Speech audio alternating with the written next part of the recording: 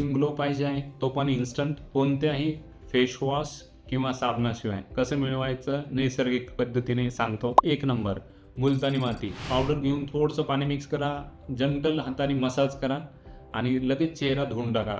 Apply करू नका, face mask सारखं लावू नका. अगदी 5 मिनिटं जंटल मसाज करा आणि स्वच्छ धुवा. नंबर 2, तुरटी.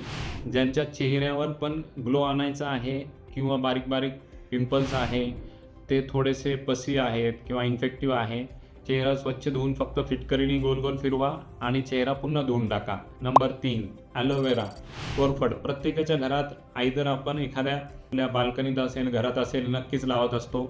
खूप छान मॉइश्चरायझर आहे, स्किन केअर आहे, अँटी इन्फ्लॅमेटरी आहे.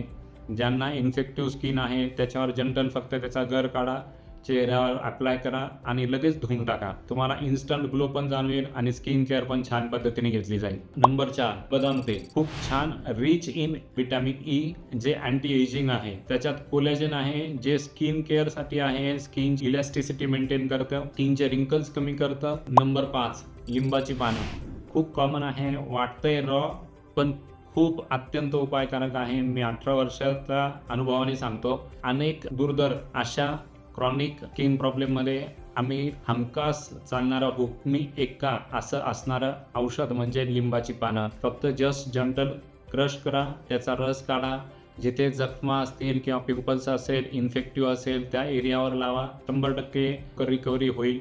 या 5 गोष्टी नक्की करून बघा आणि स्किन केअर करा आणि फायदा बघा.